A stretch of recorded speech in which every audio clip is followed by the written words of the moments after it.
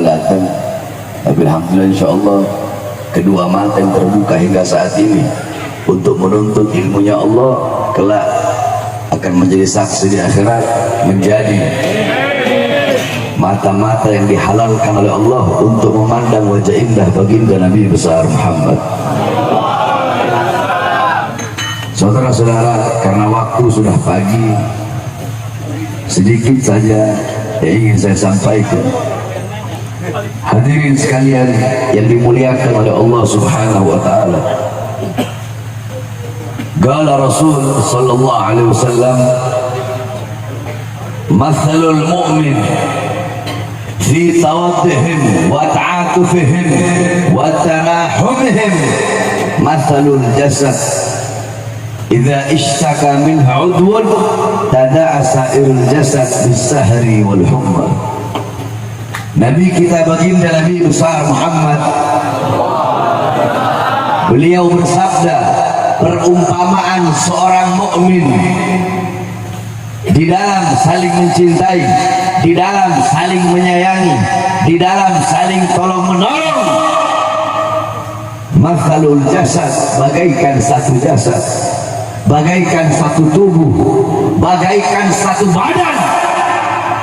Apabila ada sebagian anggota tubuh, apabila ada sebagian anggota badan, apabila ada sebagian anggota jasad yang merasakan sakit, maka seluruh anggota tubuhnya akan merasakan rasa sakit tersebut. Saudara-saudara, saya tanya, apabila kita punya gigi sakit, maka apakah gigi yang merasakan sakit hanya gigi saja atau seluruh tubuh merasakan sakit? Seluruh tubuh. Oh, sakitnya minta ampun. Itu Maggie Z bohong itu. Dia bilang lebih baik sakit, lebih baik sakit gigi daripada sakit hati. Lebih baik sakit hati daripada sakit gigi. Kata siapa? Mending sakit hati daripada sakit gigi.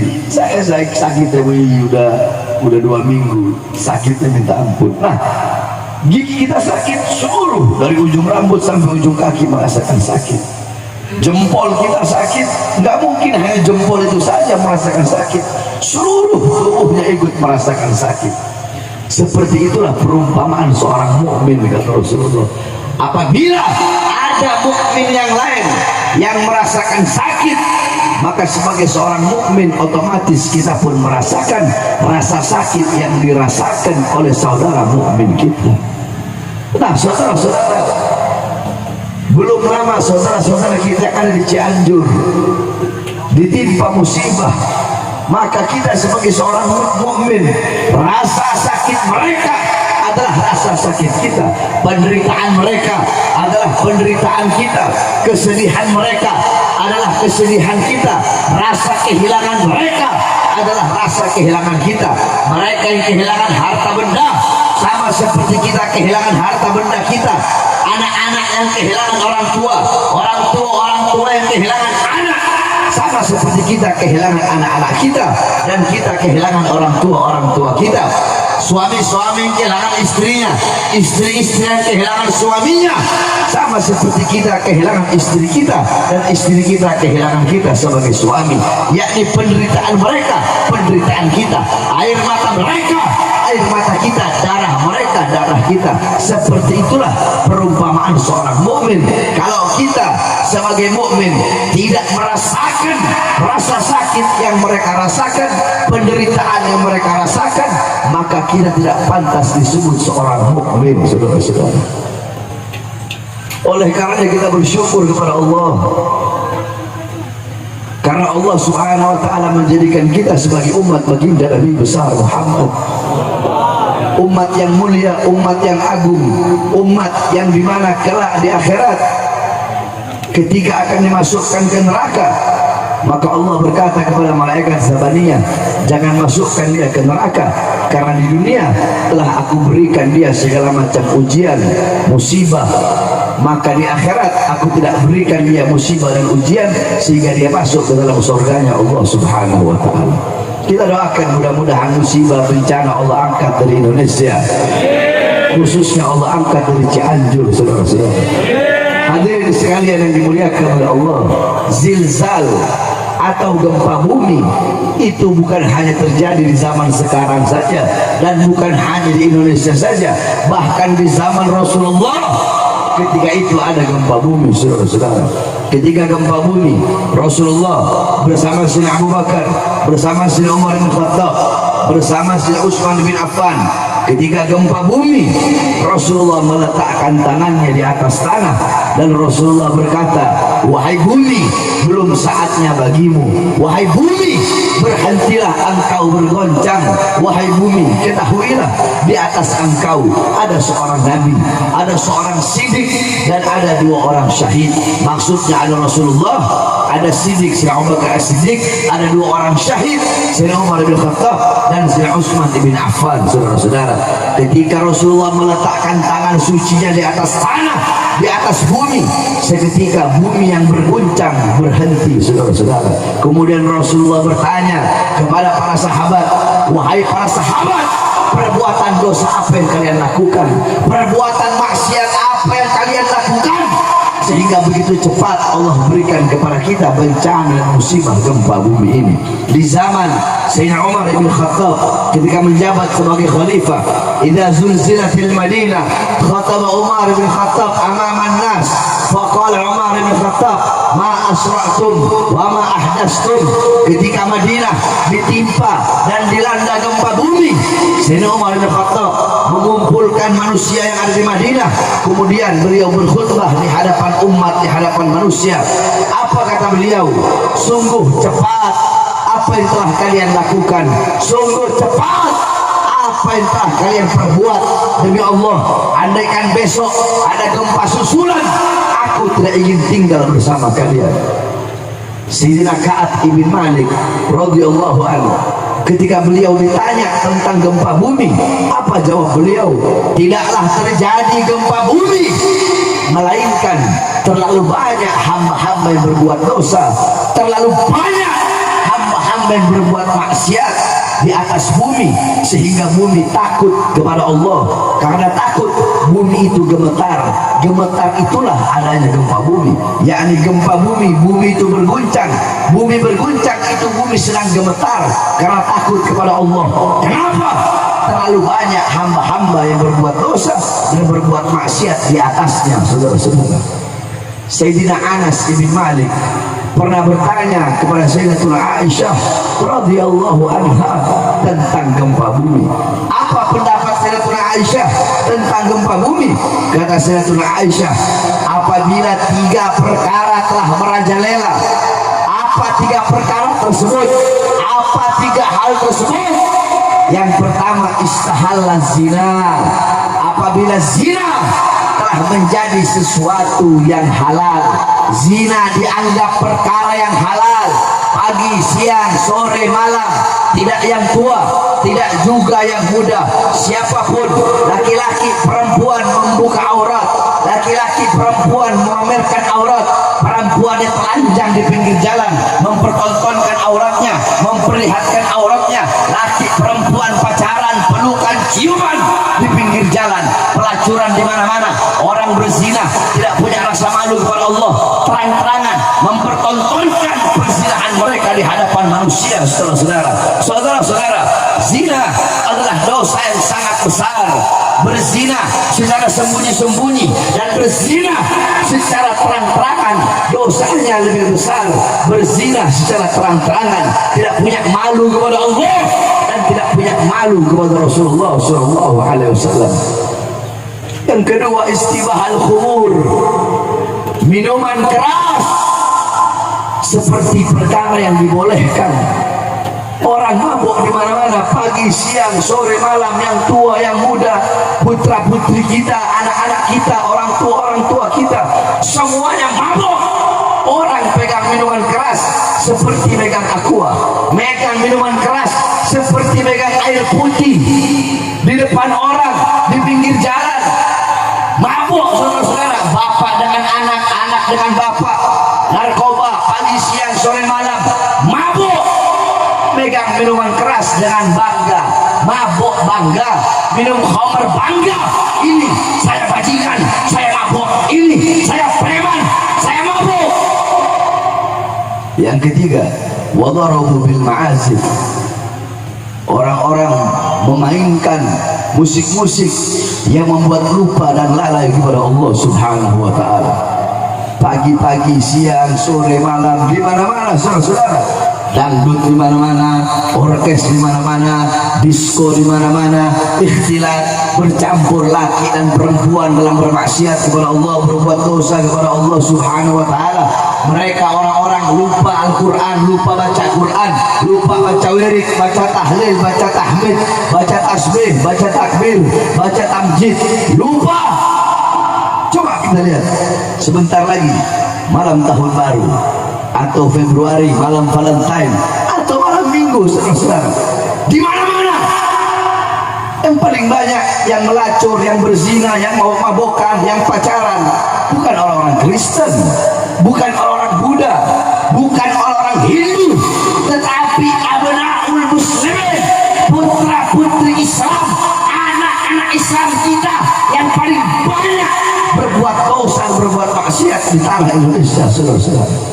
Kenapa? Karena kita sebagai orang tua lalai di dalam mendidik anak-anak kita dengan pendidikan baginda Nabi besar Muhammad. Makanya apabila Allah kasih bencana, Allah kasih musibah, jangan bertanya kepada Allah, ya Allah, kenapa kau berikan gempa bumi? Kenapa kau berikan gempa bumi, kau berikan tsunami, kebakaran, tanah longsor, banjir?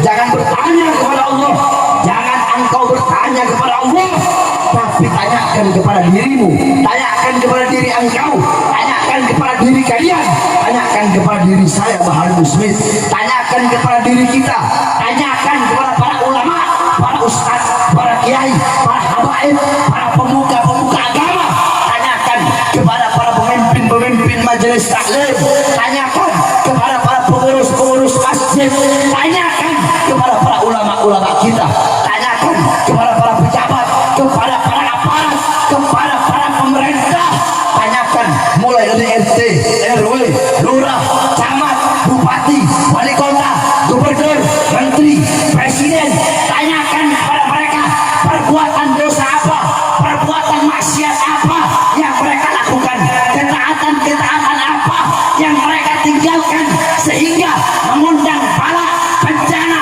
dan musibah dari Allah yang melanda bangsa, negara dan rakyat Indonesia, saudara-saudara. Tanyakan kepada para ulamanya, tanyakan kepada para ustadznya, para kiainya, para habibnya, kenapa para ulamanya jadi ulama kontrak, ulamanya jadi ulama ambruk, ulamanya jadi kadang-kadang bersorban? Kenapa para ulama-ulamanya menjual ayat-ayat Allah demi kepentingan perutnya? Kenapa para ulama menjual, menukar akhiratnya demi urusan-urusan dunianya? Ulama-ulamanya jadi penjilat-penjilat pemerintah, jadi penjilat-penjilat pejabat. Ayat-ayat Allah dijual, hadis Rasulullah dijual, saudara-saudara. Yang hak jadi batil, yang batil jadi hak, yang benar jadi salah, yang salah jadi benar, yang halal jadi haram, yang haram jadi halal. Tanyakan kepada para pejabatnya, tanyakan kepada para pemerintahnya, tanyakan kepada para aparatnya, berapa banyak harta rakyat yang mereka korupsi, uang rakyat yang mereka curi, rakyat yang tidak mereka sejahterakan, rakyat yang mereka sengsarakan, keadilan yang tidak mereka tegakkan. Jangan bertanya kepada Allah, tapi tanyakan kepada diri kita. Oleh karenanya, saudara-saudaraku sekalian yang dimuliakan oleh Allah Subhanahu wa ta'ala, takutlah kita kepada Allah, kembali kepada Allah, bertaubat kepada Allah Subhanahu wa ta'ala, hidupkan Islam, hidupkan ajaran Nabi Muhammad sallallahu alaihi wasallam, tegakkan kebenaran, tegakkan keadilan. Jangan pernah tunduk kepada kezaliman, kemaksiatan, kemungkaran. karena kesuliman, kemaksiatan dan kemungkaran itulah menjadi syarat dan sebab Allah turunkan bala, bencana dan musibah. Maka kita sebagai para pemuda-pemudi Islam harus berada di barisan paling depan untuk melawan, menghancurkan kebatilan, kesuliman, menegakkan kebenaran, menyampaikan kebenaran, menegakkan keadilan. Saudara-saudara, saya keluar masuk penjara, berkali-kali masuk penjara. Kenapa? Apakah saya bandar narkoba? Apakah saya pencuri? Apakah saya melacur? Apakah saya bandar narkoba? Apakah saya berjudi? Apakah saya maling uang rakyat, korupsi uang rakyat? Apakah saya menjual aset-aset negara? Tidak, saudara-saudara. Tahun 2018 saya masuk penjara, 2020 saya bebas, saya keluar. Baru 2 hari saya dibawa ke Nusa Kambangan, tangan saya diborgol, perut saya diborgol, kaki saya diborgol. Bebas 2021, bebas 2020. Kemudian saya masuk lagi, ditahan lagi, saudara-saudara. Kenapa? Karena saya membela rakyat. Yang saya bela rakyat, rakyat yang susah, rakyat yang kelaparan, rakyat yang menderita, rakyat yang tidak sejahtera, rakyat yang dibohongi, rakyat yang dicurangi. Yang saya tegakkan kebenaran, yang saya sampaikan kebenaran, yang saya tegakkan keadilan. Oleh karena saya tidak akan pernah kapok, tidak akan pernah capek, tidak akan pernah lelah, tidak melawan kesuliman, kemungkaran, dan menegakkan kebenaran serta keadilan. Saudara-saudara, demi Allah, untuk bangsa, untuk agama, untuk NKRI, untuk Merah Putih, untuk Indonesia, untuk rakyat, jangankan hanya di penjara, nyawa saya, jiwa saya, darah saya murah harganya untuk tumpah, saudara-saudara.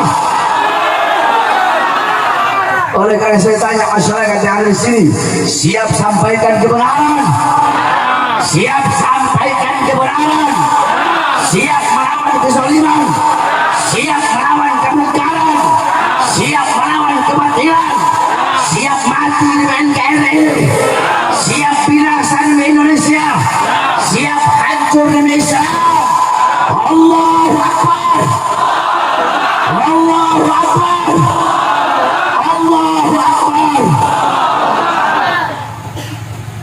Oleh karena kita berdoa pada malam hari yang mulia ini, mudah-mudahan Allah jadikan para ulama-Nya ulama yang baik, ulama yang lurus, ulama yang istiqamah, yang tidak bisa dibeli, yang tidak bisa dibayar. Para pejabatnya, para pemerintahnya jadi pejabat atau pemerintah yang baik, yang taat kepada Allah, yang patuh kepada Allah, yang takut kepada Allah. Mudah-mudahan Allah angkat segala macam bencana, bala, musibah yang melanda Cianjur, khususnya umumnya negara kesatuan Republik Indonesia yang kita cintai, saudara-saudara. Allah angkat segala macam bencana, musibah. Allah berikan kedamaian, kesejahteraan, ketentraman, keamanan. Allah jadikan negara kita baldatun thayyibatun rabbun ghafur. Amin amin ya rabbal alamin. Bismillahirrahmanirrahim. Tabarak hidaluna, yasin sakfuna, kaf hai ain syaf kifayatuna, hamim ain sin kaf himayatuna.